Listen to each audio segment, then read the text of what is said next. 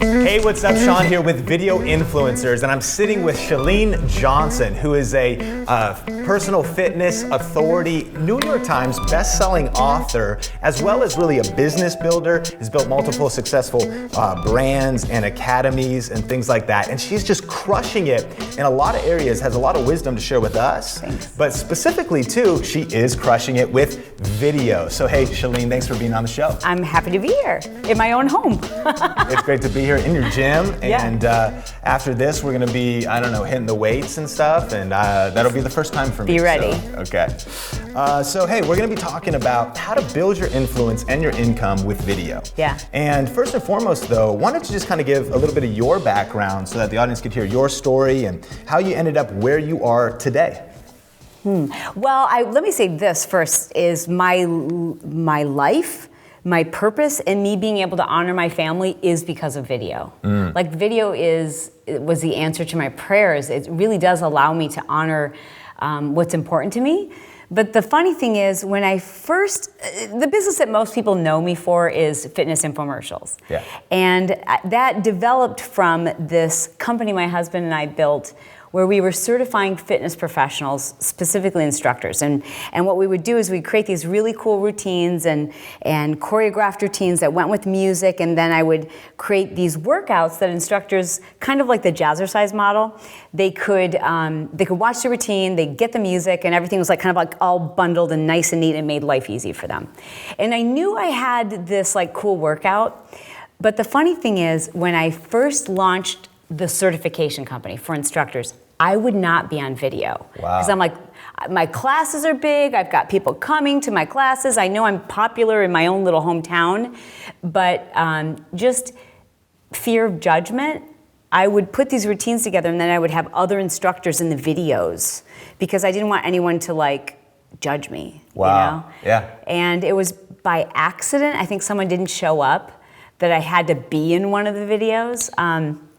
Which was terribly scary and awful, but it just gets better from there. And I think the story, if you will, or the moral of the story is that people like imperfection, people like people we can relate to. Wow.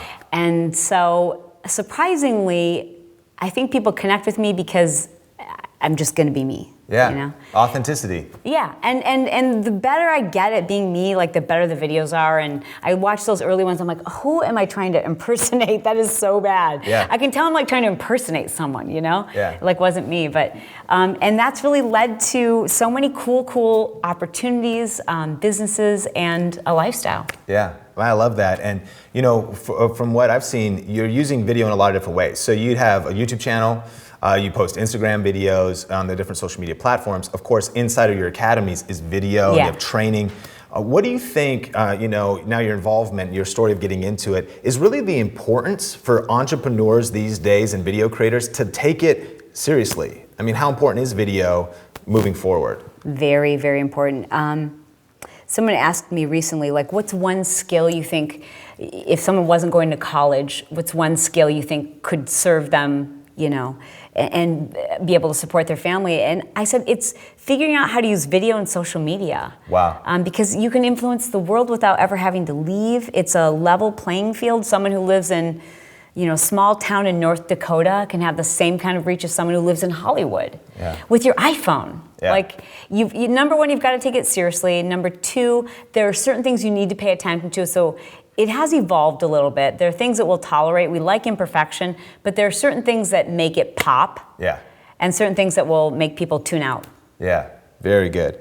Awesome. Now, confidence is one of the biggest roadblocks that specifically our audience has voiced when it comes to getting on video. Yeah. You mentioned a little bit of your story. It started out, you didn't want to get in front of the camera. And I think just confidence in general, now you have really an expert in that field and have studied it, have implemented, have lived it. Yeah. And what are some of the tips that you would say practically for overcoming that fear of getting on the camera?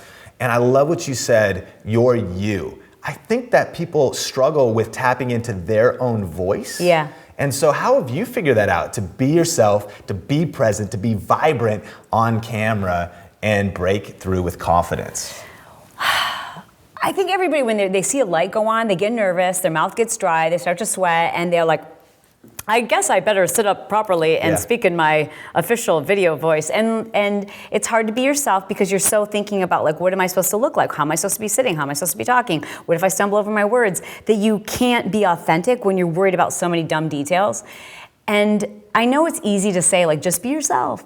But the reason why I think it's become easier for me is whenever we would do like blooper reels, or they would see, like, for example, I would show clips of us like before we started filming. Yeah. And people were like, that was the best part. And I'm like, oh, that's weird, because that's when I was just being me. Wow. You know? Yeah. And when I shot my first infomercial, Turbo Jam, I said to them, I'm like, just use the stuff like behind the scenes. Use the bloopers. I love to play practical jokes on people. Like, use all that stuff. Use the footage of us talking while we're rehearsing, so that people don't just know me. I want them to know the cast. I want them to know these aren't fitness models. These are like legit my friends. And I know that's why those first workouts like became a cult classic.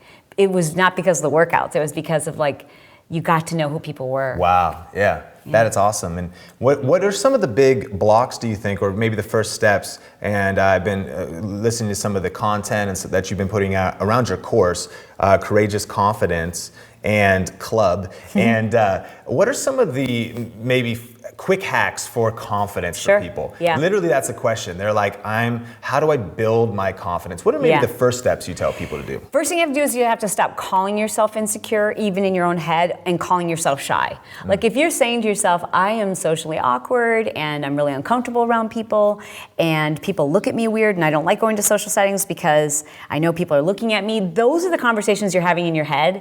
And then you do become socially awkward, and you do become the person who, like, people are uncomfortable around.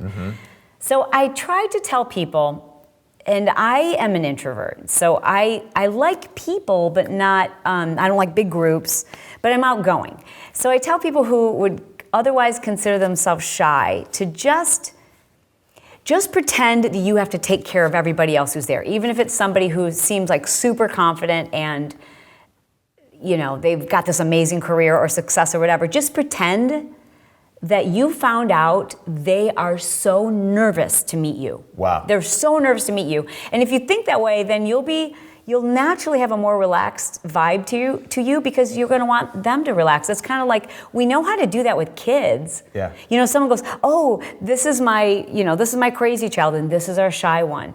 Then everyone always like, oh, hi, honey. And you know how to, like, make a child feel comfortable. So if you yourself are uncomfortable, flip it and pretend that the people you're about to meet, you have to help them feel more comfortable, and you'll get out of your own head and you make it less about yourself and more about them. That's number one. Number two is you just have to change your body language, because your brain will follow your body language. So if you're trying to disappear, if you're trying to not be seen, if you're trying to avoid eye contact so no one talks to you, then your brain is saying, people don't like me, people are judging me. But if you just kind of like make yourself open. Yesterday, I was getting on the elevator at my office, and I could sense that someone had come up behind me, and I heard a, hello, how are you? And I was like, who does that? Sure. And I turned around, I'm like, hi. And it was just this nice, tall gentleman, and he spoke very broken English. He's like, how are you today? I'm like, I'm great. This is so weird that someone would actually, without eye contact, try to engage with me. And I watched him, and I watched other people get on the elevator, and each person, he was like, hello, and I could tell he just made everybody feel so comfortable. I wanted to follow him down because I work in like a shared office building. Yeah. But I thought, he made me feel good. And I want to make people feel good. Yeah. You know, so like, be the first person to make eye contact and to say, how are you? And the more confident you feel in regular life, the more confident you'll be on camera.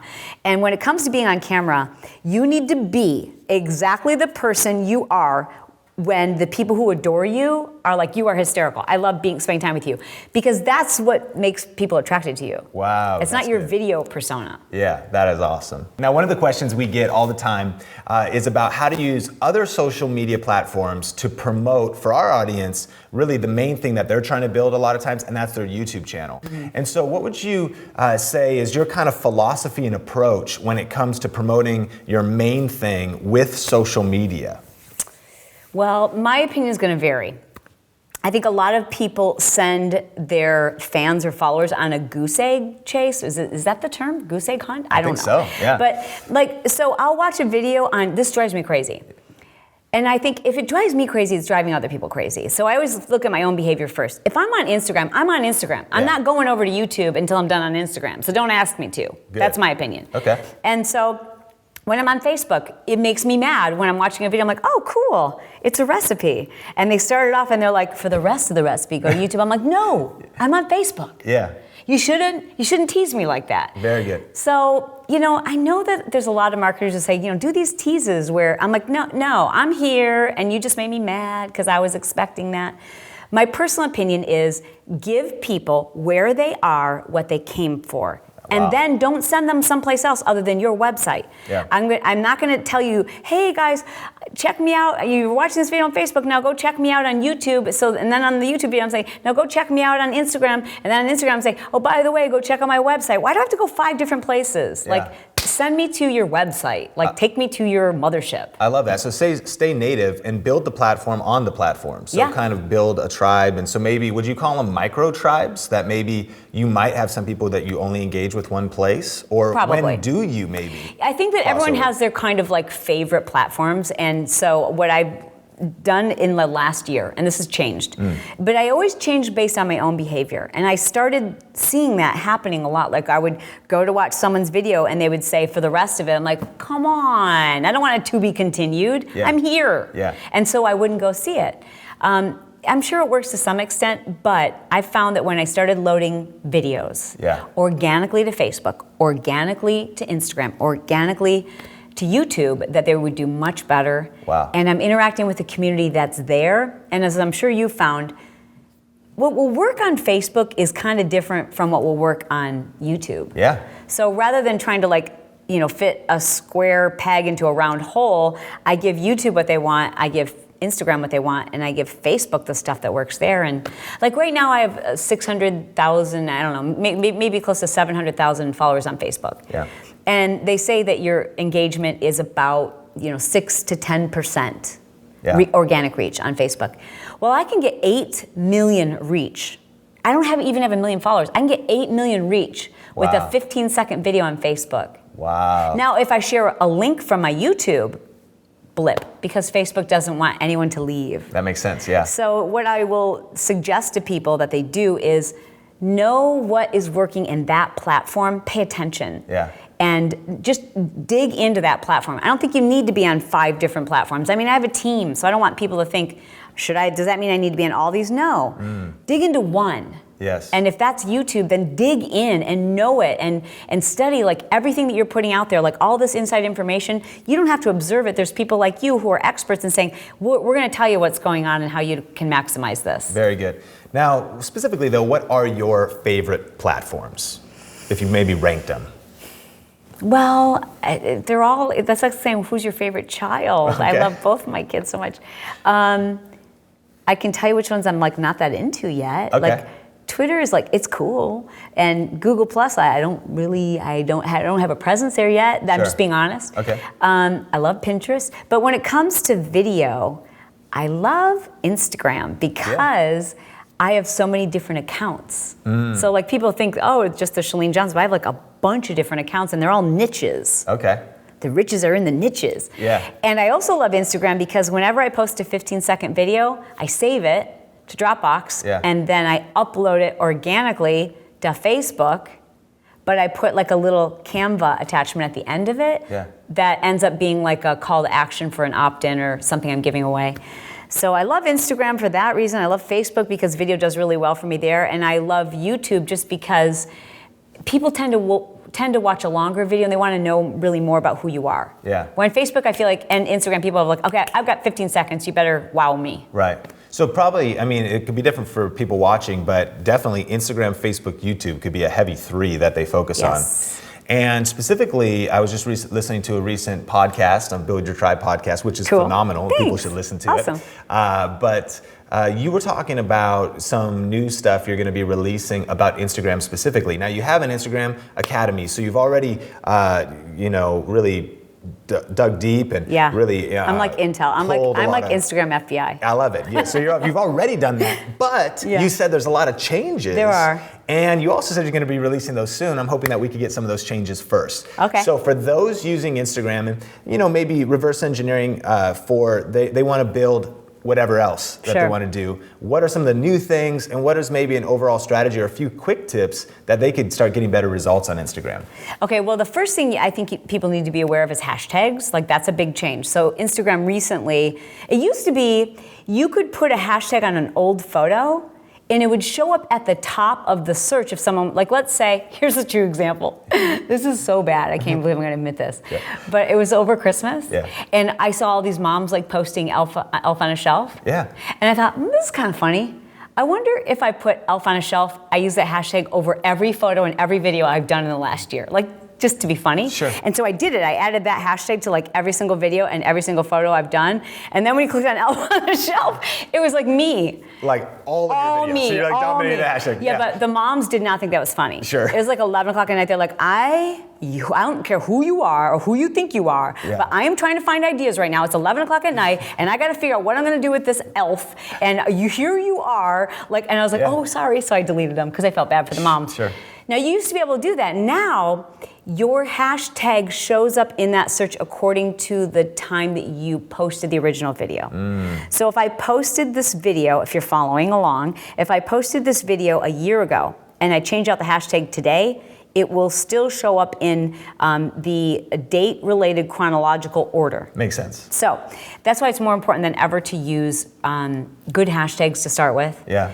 And so now they're very relevant.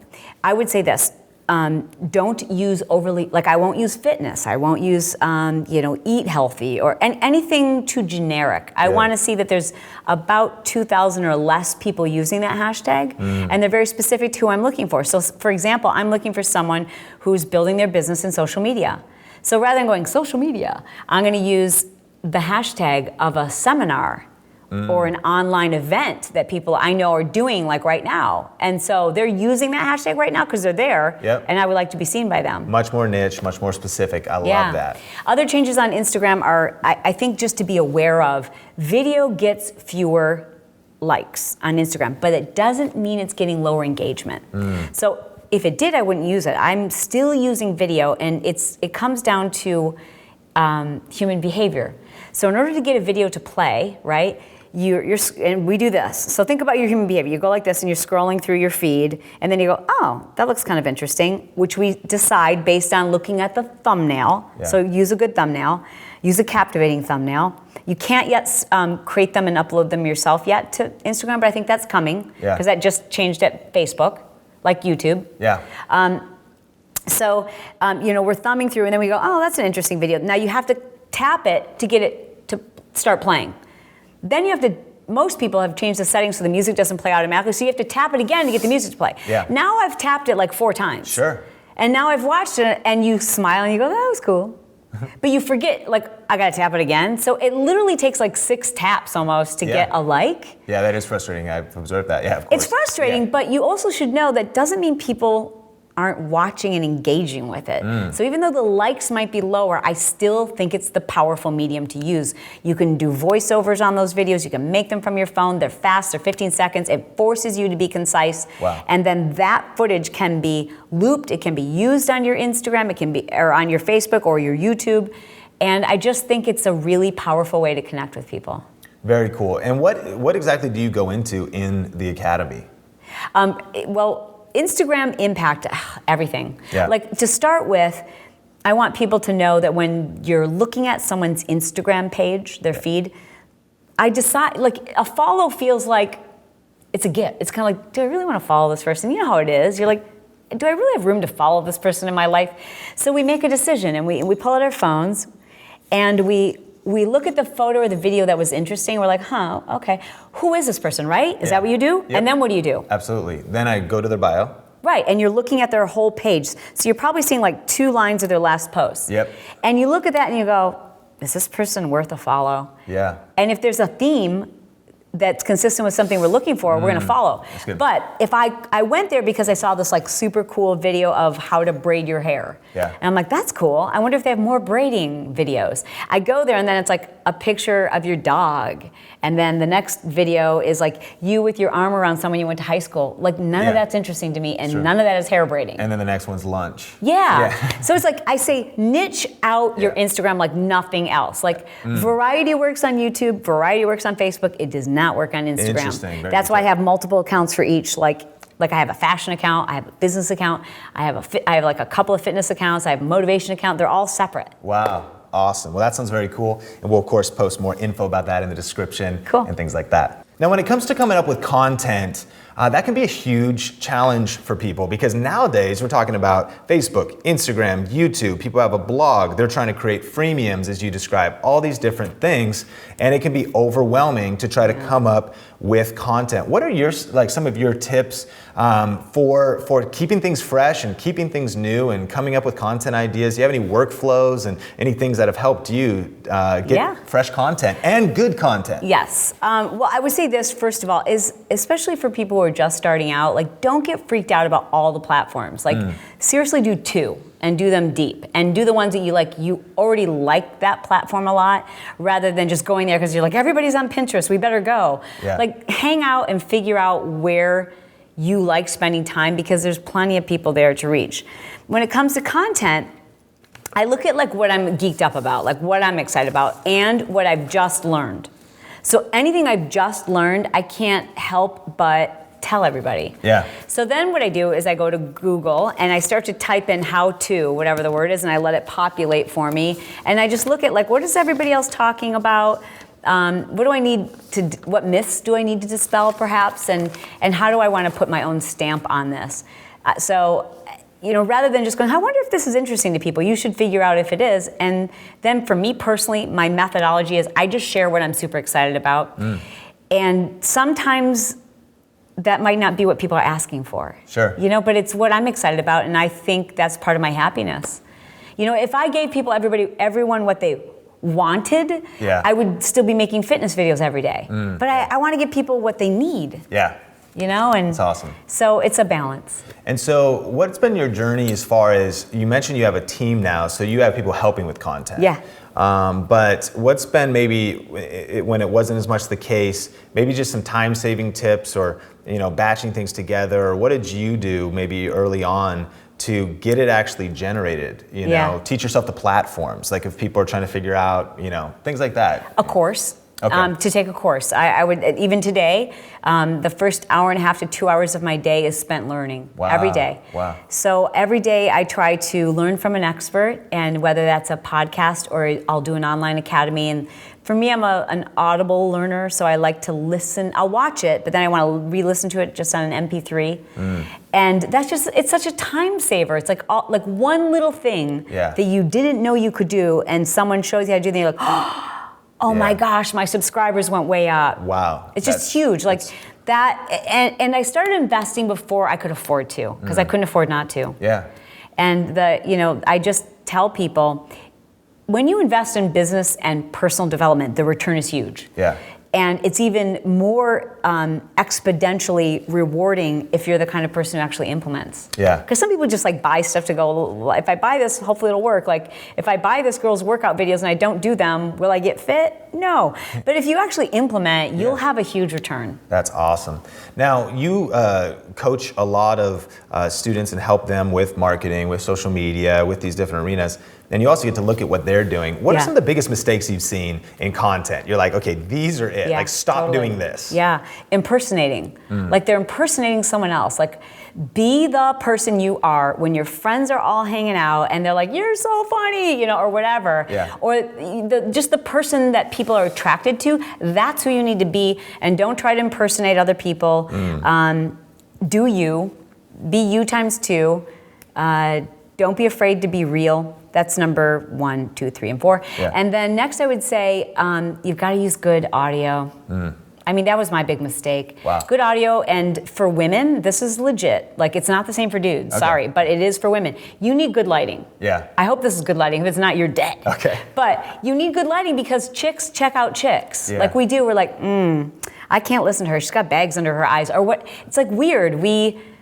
Before we'll accept the message, we want to like go, and we check each other out. So use good lighting. Good tip. You don't have to like be perfect. You Sure. don't, but like be well lit. Yeah.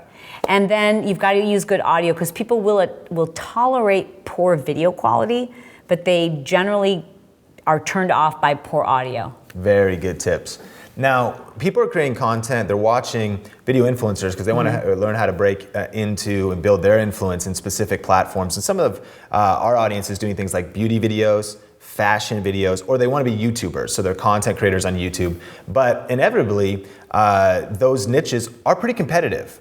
So there's a lot of people in that, there are other people making, reviewing the same products, creating similar videos, and you have this huge background in fitness, also a competitive arena. Lots of content creators and people doing different things.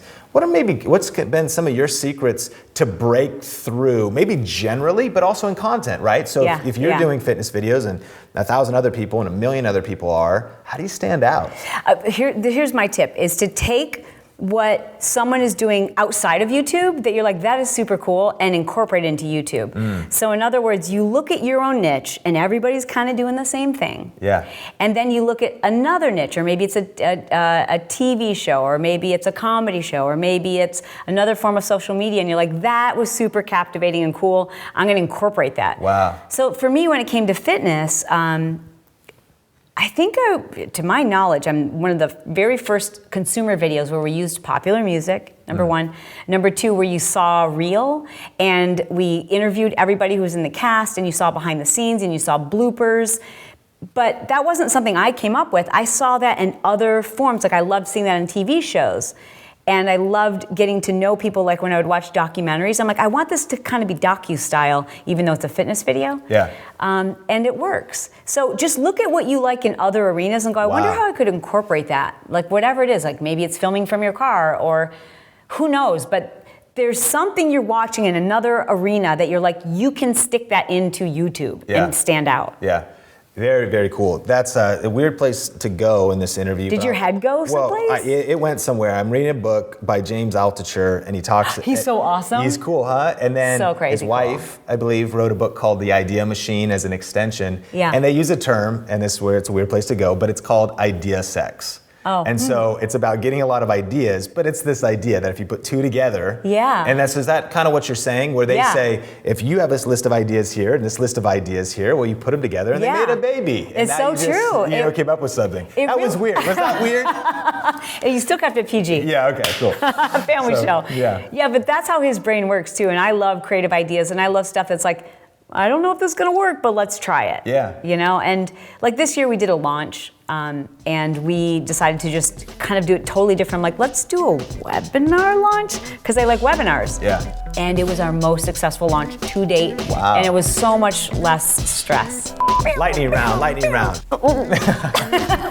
Okay, here we go. Lightning round, 3, 2, 1. Talking or texting? Texting, I ain't got time to talk. No doubt. Okay, person you most trust with a secret? My husband. No, I should say I don't trust him. I have to kick him whenever I tell him a secret. That would be my friend Monica. Awesome. Last thing you grabbed out of the fridge? A energy drink. Last song you had on repeat on your iPod or iPhone? PYT, Michael Jackson. Boom. Favorite place in the whole world? Home. Home with my kids. Favorite nickname for yourself? Beanie, that's what my dad calls me. NYC or LA? Oh, NYC. Totally. Yeah? Yes, I love the energy. Cat or dog? Dog. I feel you there, pound it. Biggest pet peeve? Teenagers that have no facial expressions. This is my pet peeve right now because I have teenagers, and they always have this face. How was school? Good. Are you happy? Yeah. Well, then change your face. Yeah, okay. Show it. Okay, favorite holiday? Christmas. Mine too. Okay, the go-to comfort food for you? Go-to comfort food. This is weird, but popcorn? Like, and not even unhealthy popcorn, like the natural popcorn, but like that's like my at night, okay, unwind and have some popcorn. That's good. Boring though, huh? No, Kind of. Yeah, it's not the most exciting, so. I'll come up with something better. Best book you've read recently? Oh, recently. Essentialism by Greg McKeown. Yeah. Awesome book. Awesome. Good lightning round. Now, one thing that is amazing about you is that over the years, you've really personified change and adaptability. You've been able to kind of, if you would say, reinvent your brand or update it and stayed current, stayed yourself, but stayed current with trends. What are some of your secrets to, not getting stuck in what worked yesterday? Do you see people doing that? Totally. I would say that I haven't reinvented myself. I have boldly and courageously changed to honor what's right for me. So even though I was at the peak of success when my husband and I owned a certification company and we were doing fitness infomercials, but it didn't feel right, and we were too stressed out, and we were I wasn't myself. And so I just knew, like, I have to set ego aside and money aside and all those things, and I need to disassemble that and do what's right.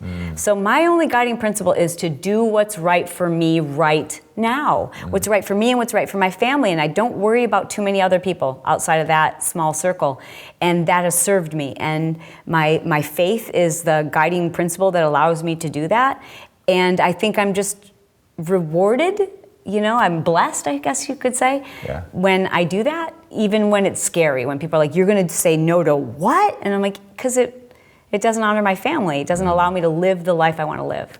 Very good. And you were mentioning about your first hour and a half of your day as being a learning time. I've heard it said that lifelong leaders are lifelong learners. What other, maybe hacks or things that you prioritize, not just in a daily, but maybe monthly or annual schedule, to stay current, to stay updated, to keep learning, to stay ahead? Yeah. Okay. So I've got some hardcore rules. Number one is I'm going to go to 2 events a year. Okay. 2 events where the right kind of people are there, and by that I mean people who make me a little uncomfortable because they're killing it. Wow. And so I force myself to go, because I'm an introvert. I like to stay at home, but I'll force myself to do 2 live events a year. I also make sure that I budget not just the money, but the time to learn and execute from 2 other online academies. So I will literally calendar the learning time, and I'll calendar the execution time. And when I say calendar, I mean nothing else goes there. Wow. I'm not filming during those times. I'm getting a return on my investment, so that if I'm learning it, I actually have time to implement it. Wow. And then lastly, I would say that when you hear successful people say the same things over and over and over again, you can't deny it. And some of those principles include waking up early, even if you're not a morning person, spending some time in the morning in prayer or devotion or meditation, whatever your beliefs are, and then using your morning to strategize the rest of your day. Such a time saver. Awesome. Now, what are the projects that you have going on? What's happening with you, specifically coming up, and what should people know about? Well, I'm really excited about this thing that I've devoted myself to this year, which is helping people overcome self-doubt and getting courage. So that's the Courageous Confidence Club, CCC, courageousconfidenceclub.com. I'm proud of that. And I'm really proud of just right now being able to pull back and be able to enjoy my son's senior year in high school and be a mom. And I'm just going to keep getting better at saying no, so that when I do say yes, it feels right. That is awesome.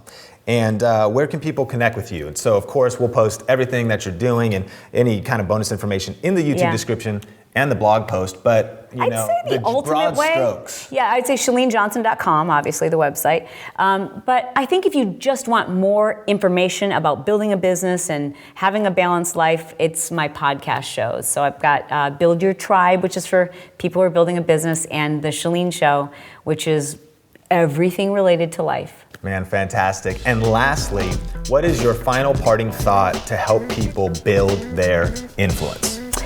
Don't be afraid. Just get it out there so that you can fix it later. And then set yourself up so that you don't have to, like, if you're worried about people judging you, then turn off the comments. Like, if do whatever you need to so that you feel good about getting your bearing and getting some experience and a few notches on your belt, because every single time you do it, you'll get better.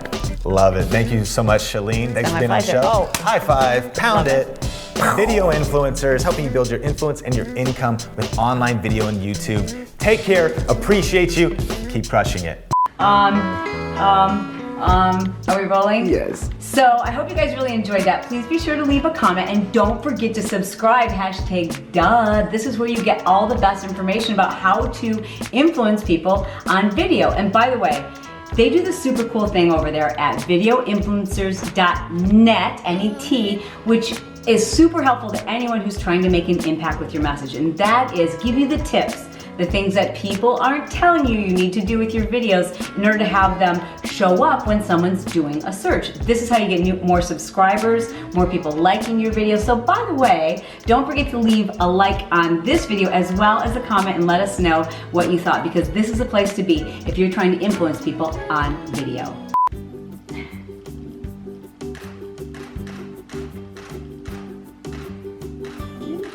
Just an average day on the Video Influencers shoot. Average day. Oh, behind the scenes, the real deal. Okay. The truth. This is what it is. Do another one. Very good image stabilization. Looks about as good as a DSLR. Wow. Can still kind of fit in your pocket. So Fits in your purse. Fits which in you your don't carry, purse. but I do. Yeah, I don't. I actually have a Merce though I use. It's kind of like a little satchel. Oh, a man purse. It's like Tom Ford or somebody like that, you know. It's cool. Target. Is that weird?